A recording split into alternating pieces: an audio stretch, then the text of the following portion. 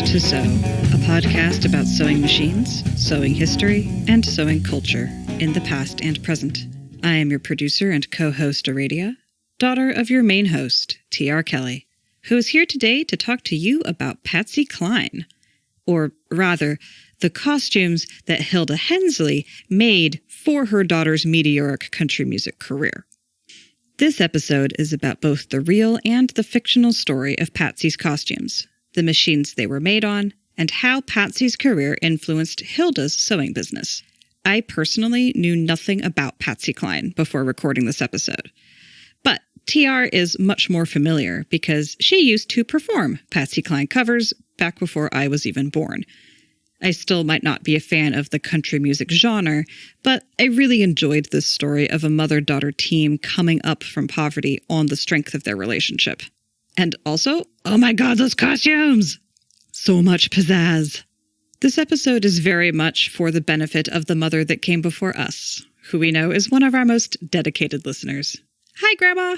And also, we dedicate this episode to all mother-daughter art projects. It really is a magical thing when we can collaborate on the things that bring us joy, whether it is costumes or podcasts. Well, welcome back to Used to Sew. I want to do an episode today that my mom is looking forward to. It's we're talking about a movie now. This is the movie Sweet Dreams, which came out in 1985, and it's the story of Patsy Cline, the famous country singer who got really big in the late 50s and tragically died in a plane crash at age 30 at the height of her popularity. And because my mom is a Patreon, and so I want to thank her again. And I want to say, Mom, this episode goes out to you, especially. And Radio, you said we have some more Patreons to thank. Why don't you, my God, I'm excited. Who? Yeah. We actually have 2 new Patreons who are not part of our immediate family, who have joined the community of people supporting us, and we really appreciate all of you, especially Grandma. But yeah, our 2 new patrons are Sarah, thank you very much, and Aaron. Oh, thank you, Sarah and Aaron. I hope your bobbin thread doesn't run dry in the middle of a stitch. We don't even know if they're sewers, but, we're all sewers in a way there. So, like stay threaded, hope your bobbin doesn't run out, that kind of thing. Yeah. So tell us more about them, Radio. Where are they from? Do we know anything I have no more? idea. I have no idea. That is so cool. The one of them did, I will say, the one of them did put their mailing address in, which reminds me that I have now received, as a test patron myself, I have received the Used to Sew sticker. Really? In the mail. It arrived. I got a little paperboard thing in the mail, and it just had like a little receipt from Patreon and a plastic wrapped sticker, square cut of our logo, and it looks really nice. I haven't figured out what I'm going to stick it on yet because options paralysis is real. But I know. That's why I paste a lot of my stickers. I don't even peel the backs. I just sort of tape them on to things. Ooh, that's a good idea. I should put it somewhere in the sewing room. But so if you've been a patron for a while in such a way that the stickers should have been sent, let us know if it hasn't, because mine's arrived and it's pretty awesome. And I don't know anything specifically about Sarah and Aaron other than that they are very cool because they're supporting our podcast, and we're very happy to have them here. Yeah, maybe they'll send us an email and tell us where they put their stickers. That would give us an idea. Oh, I'm going to put fun. mine. I've got an Elna 72C here. That's kind of my main machine right now, and it's covered with all kinds of stickers. So that's probably where it will go. Because I'm a Patreon, yay me. You got to tech it out so you forge the trail so you know what to tell them. Hey, it's cool. You'll get a sticker, blah. It's a good sticker. So if you're intrigued about being a Patreon, you can support this podcast for as little as $1 a month, and then you won't have to listen to the ads. Although I found the ads for this week's episode quite exciting. One was for Dave's Killer Bread, and another one was in Espanol for an internet provider. we're getting some cool ads. Well, that's neat. Sometimes it is fun to listen to the ads just for the sake of getting an idea of what like their behind the scenes black box thinks your audience is going to be interested in. And that's neat. Dave's Killer Bread. I always listen to the feed with ads just so I can see how the whole thing hangs together. So yeah, it was pretty cool. But ads in Espanol, I got them at both breaks. It was awesome. Oh, that's fun. But yeah, please come support us on Patreon because you can get away from ads like me because I don't like ads, even though I put them in my podcast. And you'll get a sticker. It's true.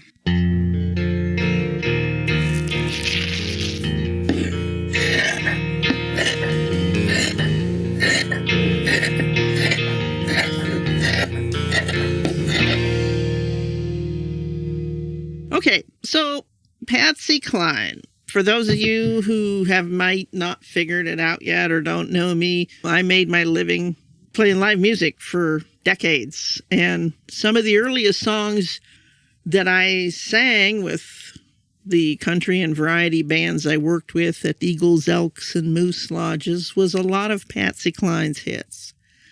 And one really cool thing about Patsy is she is really outspoken, brightly colored. She was from the wrong side of the tracks, and she didn't have a problem with that. What we're going to talk about today is her costumes. Where did those costumes come from? Her mom made them. We got to get into a little bit of Patsy's family history to understand this. And I'm going in cold. I know nothing about Patsy Cline. I could not describe her if you asked me to. I could not sing a single one of her songs. I have no idea. I know she's a name that exists. I know she exists in your repertoire. I'm sure I would recognize her music if it was played. But I am going into this story as far as her life and her arc and her legacy. I'm going in completely cold just for the sake of the audience. Okay. I know nothing. Then ask me questions if I skip something. There's a lot of sewing related stuff. Okay, so I'm going to be talking sort of parallel about the movie, the 1985 movie Sweet Dreams, which starred Jessica Lange as Patsy. And then I'm going to talk about things I've learned about real life from several really awesome Patsy Cline fan sources and the museum. And while I adore her as a really strong, tough cookie and a musician, what we're talking about today is the sewing side of the Patsy Cline story. Those amazing costumes she first wore when she was first getting famous. Her mom's name, Patsy Cline's mom's name is Hilda Hensley. Now we're talking Winchester, West Virginia here. In the movie, the actress Anne Wedgeworth, who plays Ms. Hensley, has the most charmingly accurate accent. It's perfect. And she really sews. The actress is really sewing in the movie, which I was excited to see. So the movie opens up in 1956, Winchester, Virginia. Right away in the movie, we see that Hilda and Patsy have a really close relationship, almost sisterly. They really, truly love each other, and they're close. They tell each other secrets about boys, and it's fun.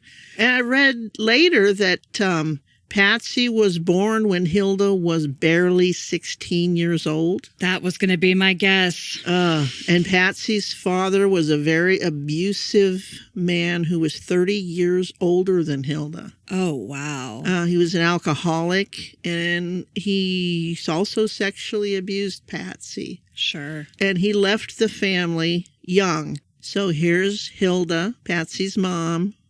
What does she do to support her 3 kids? She takes in sewing. She's been sewing her whole life, supporting the family. And she supports Patsy's dream of being a country star. And when Patsy shows her these drawings of the outfits she wants, Hilda makes them. The first machine in the movie that we see is at 20 minutes in. And we're in their front room. And it's a Singer 27 Memphis decal in a treadle. And she is sewn. This is one of the places where she's actually shown sewing on the sewing machine. It's obvious from looking around at the house that they're a family of very modest means. this model is old when she has it. The Memphis 27, Memphis is the Egyptian Sphinx decals. That model was made from 1891 to 1913. Oh. So here we are at 1956 in the movie, and she is sewing. This machine's been out of use, out of manufacture for like 40 years. No one's been making it for 40 years. It has no electricity. It doesn't have a light. And I was just looking through Google image search for Patsy Cline costumes because, again, I know nothing. And I mean, these are very fringe heavy costumes. There's a lot of stuff going on there. These are impressive. These are very exciting. If you look past the decorations and look at the cuts, Patsy was a very voluptuous, hourglass-shaped, short woman. And her costumes fit her well. And that's like, wow.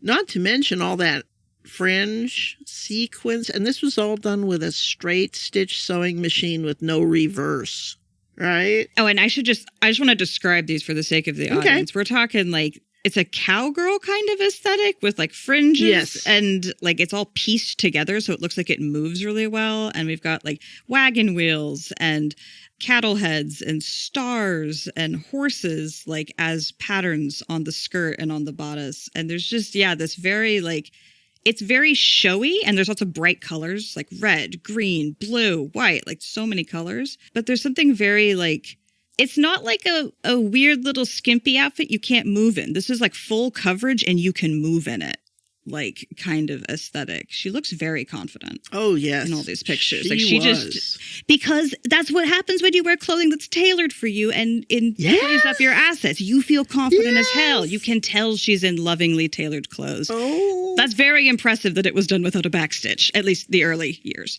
Oh, yeah. Well, and we'll get to that. So they're showing Hilda sewing on this Model 27, and the angle that the camera is focused on, you can see there's no place for a motor to even be attached. That's a really good detail. This machine was never meant to be modernized. It's way past its design thing now. The place they're living does have electricity. They have lights and a radio and a refrigerator. This shows the whole inside of the little house. But yeah, the costumes, rickrack, sequins, bias cut satin. I mean, Hilda was a seamstress. Yeah. Okay, so the second machine shown in the movie, now we're going to go back to some intermediary machines when we talk about the real Patsy, but this is in the Sweet Dreams movie. The second machine, well, in the movie, it's around 1962. And the machine shown, I can't remember how far into the movie this is. 1962, she's already famous. She's got her nice house. Her and her husband are having trouble. There's violence, there's alcoholism, there's cheating. Mom, Hilda, lives with the family, taking care of the grandbabies also because her and Patsy are very tight. So Mom is kind of with her through her whole career. Aw, that's so sweet. Yeah. So in 1962 here we see, this is one of the coolest looking machines, Ray. You might have worked on this. A Montgomery Ward's number 30 Streamliner. I think I did. I was looking at the notes you sent me in the email beforehand, and I totally remember working on one of those for Mike.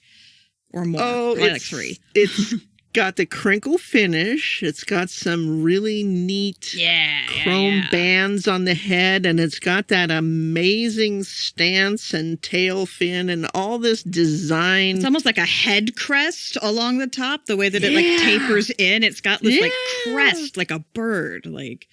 Yeah, I totally did one of these. So does that machine scream? It screams modern, right? So they actually show it in a few good shots in the living room with the blonde furniture. I mean, it's sitting in a blonde cabinet. Oh, so like to show that they've come up like from their modest means with the out-of-date machine. Now they have like top-of-the-line cutting-edge machine. Oh, I love that. Patsy's mom. I mean, Patsy's gotten famous, and Mom's got a modern sewing machine now. And this is not in the creepy way where the kids take away the old trusted machine and bring in a shitty new one. No, this is an actual upgrade. Yeah, this scene, she's sitting next to the machine. There's fabric in it. There's a sewing basket on it. She's actually doing some handwork, wearing a thimble. She's actually sewing. Aw, the actress was sewing. There's a tomato and some old black-handled scissors and still the jumbo rickrack. They've got all the Patsy costume stuff is all scattered around while Patsy and Hilda are talking about domestic violence. And, you know, it's just this, like we talked about in a previous episode, women talking about their problems over their sewing. And there's a really, you know, it's a family room. The kids are off playing in the corner. It's a great, but that machine is like, oh my, look at that. That is modern. Woo! That's cool. I've never actually sewn on one. It was a badged machine. So even though it says Montgomery Ward's, it was made by the National Sewing Machine Company from 1941 to 1954. So it's not brand new in this scene, but it's fairly new, which I think is realistic. Right, yeah. It's 5 or 6 years old. And, you know, sewing machines at 5 or 6 years old, they're still kids at that era. Right, yeah. For sure. This machine had a semi-enclosed motor, but this is a friction pulley drive, not a gear drive. It's one of those ones that's prone to getting flat spots if you're not really nice to that pulley, like Elna and White, Free Westinghouse. So they don't show or listen to this machine running. But I know from experience, I've heard them at Mike's, they're not quiet. No pulley motor machine is ever quiet. They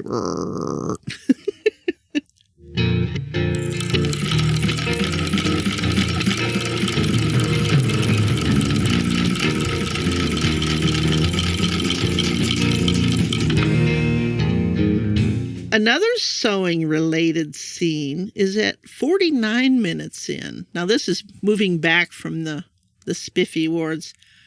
Here's Patsy, young mother. I think this is about 1959, maybe 58.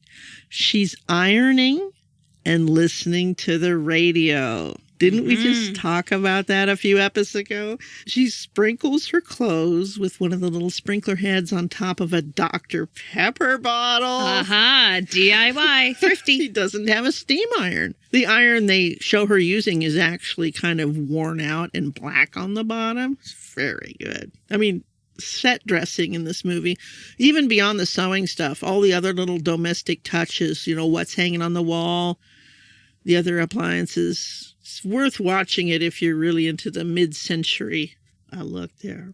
And one last sewing-related thing from the movie when Hilda and Patsy are talking about.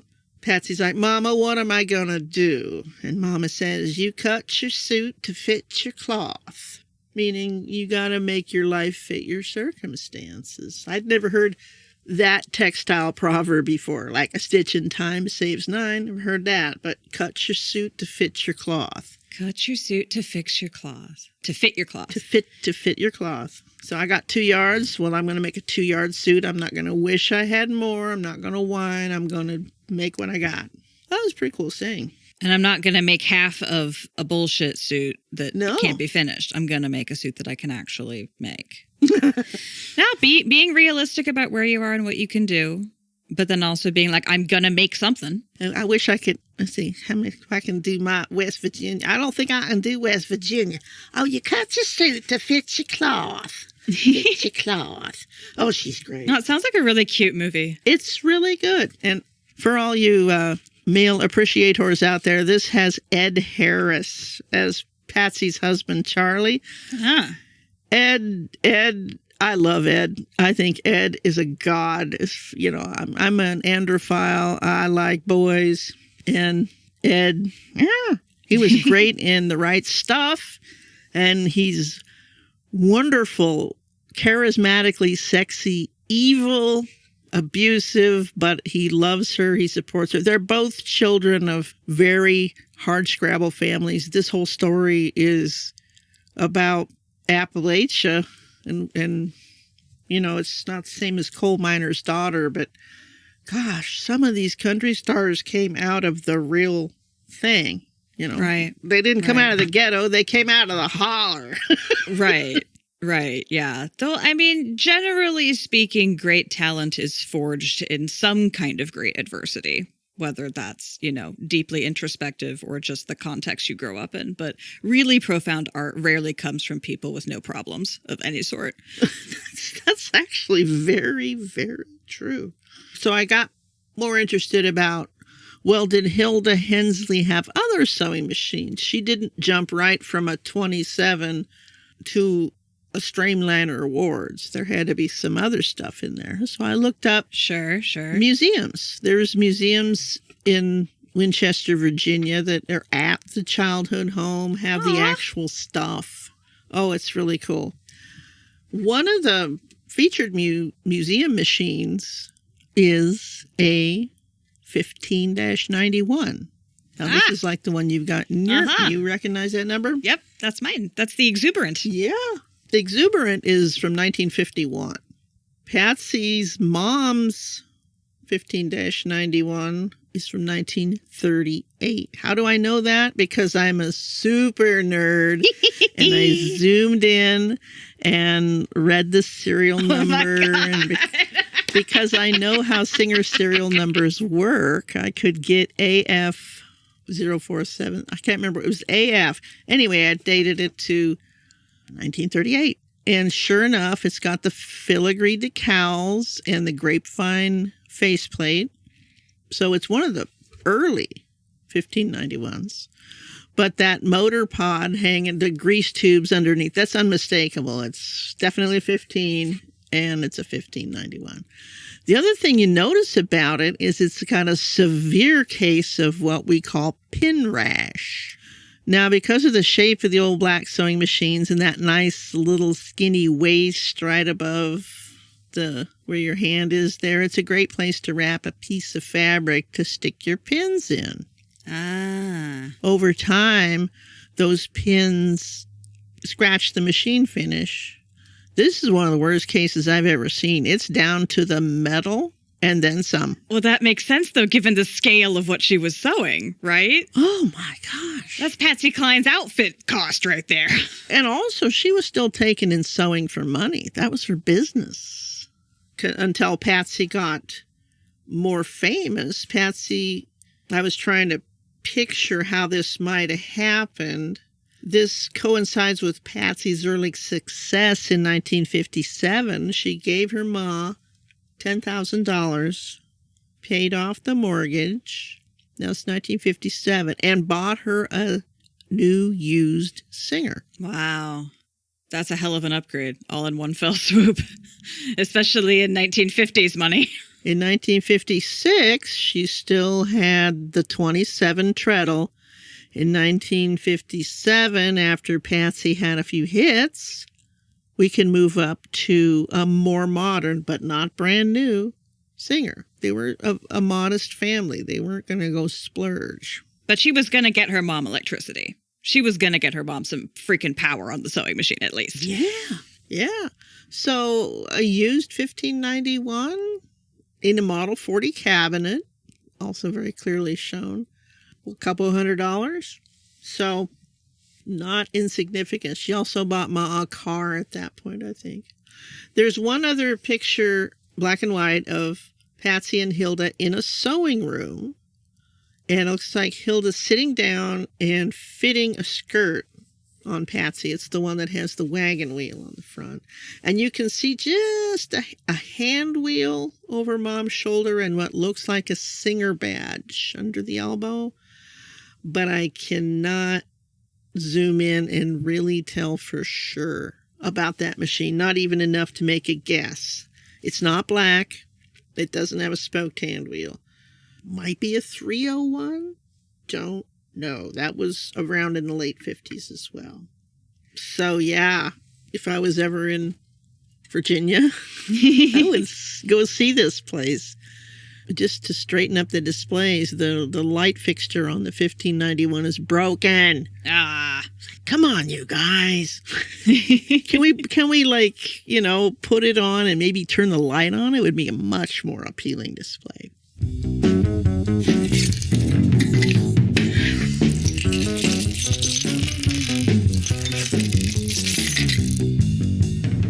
Anyway, that's one of the reasons stage clothes is a big deal. The minute you go see somebody, what are they wearing? Yeah. Even when I was in bands, it's like you don't want to look like the audience. You want to walk in and people go, oh, they're in the band. Mm-hmm. You do that with your clothes, with your hair, with a couple guitars strapped to your back. Right, yeah. Whatever it takes. But, you see a group of young people hanging out together and they've all got slightly odd hair and stuff. It's like you pretty much bet they're in a band, at least in my day. I've had the experience on many a dance floor where I'm like, wow, that one person has just a truly intense outfit above and beyond everyone else here who's dancing. And then it turns out that they are, in fact, one of the later sets in the night. Yes, and yes. They were just in the audience before, like being part of the audience, because at some point they're going to get up on stage and like do a 40-minute set. Like, oh, that explains why you look 211 where the rest of us are at a 4. And Patsy knew that. I mean, I've got the 5 ingredients of fame that I'll lecture on someday on some other podcast, but one of them is your look. And that doesn't mean you have to be beautiful. Patsy had a very full face and droopy eyes and big lips. She kind of looked like me if I had much darker hair. More round face and, like I said, a voluptuous body. She was very short. Her voice was just unreal. It was big and passionate in a day when that wasn't how country people sang. So she was a trailblazer in many ways, and her clothing reflected that. She wasn't afraid to be bold. She kind of took her inspiration from the singing cowboy look in the movies at the time, right? Like Roy Rogers and all the real fancy, matching shirts and all that. She went with that, and her mom could sew those things to fit her and really present her well. She'd walk into a place and it's like, whoa, she is the band, Right. It's about the look. She had crafted and cultivated a look that was iconic, that was eye-catching, and that reflected what you were going to continue to get from her as she gets into the performance. Think of Dolly Parton. Yeah, that's definitely you picture her right away, right? Yeah, no, Dolly Parton definitely fits this model as well of just like, no, I am loud as hell, and that is the point. And Patsy was a strong woman in a time when that was not valued. Like you were talking about art and stuff, her pain comes out in her voice. I mean, everybody who hears her can hear a thing. There's something there. It's like, oh. Mm-hmm. Excellent movie just as a period piece, just as it's the way things were mid-century. There's so much male abuse and just patriarchy dripping all over everything, and how Patsy and Hilda still managed to stay strong and stay together through all that. And sewing is part of it. It's so cool. Well, that definitely sounds up my alley, as given that we're in a mother-daughter team talking about sewing. I feel like I have to go watch this movie about a mother-daughter team on sewing. I'm learning more and more about Hilda. She lived quite a long time, and she was really cool.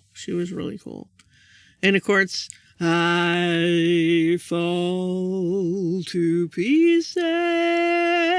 Wah, wah, wah. Okay. That's my little Patsy bit. Stay threaded, everybody. We'll see you next time. Bye-bye. And there you have it. The story of the machines that helped Hilda Hensley costume her daughter Patsy Cline during her short but impressive musical career. We covered the 1985 movie Sweet Dreams, which showed multiple sewing scenes with impressive fidelity, and examined actual photos of the women and their machines. I learned the story of Patsy Cline for the first time, as well as gaining an appreciation for how Patsy figured into my mom's early musical career. I've been thinking a lot about the phrase, "you cut your suit to fit your cloth," since recording this episode.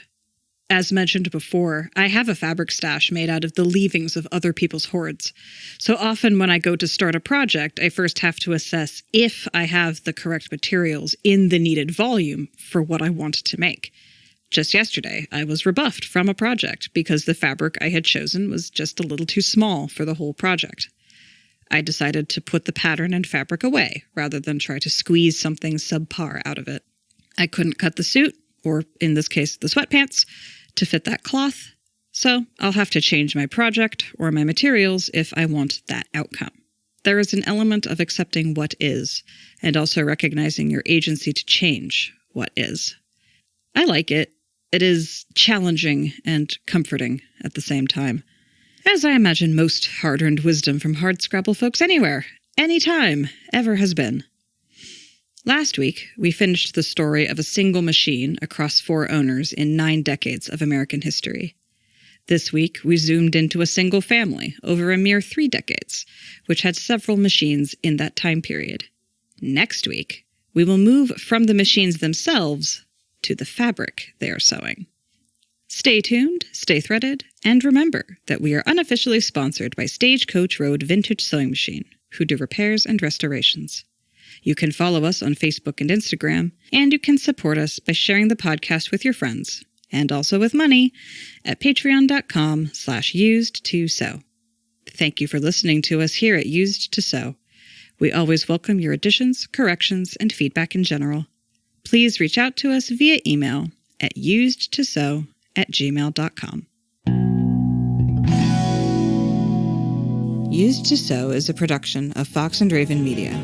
For more podcasts from Fox and Raven Media, visit our website at foxandravenmedia.com.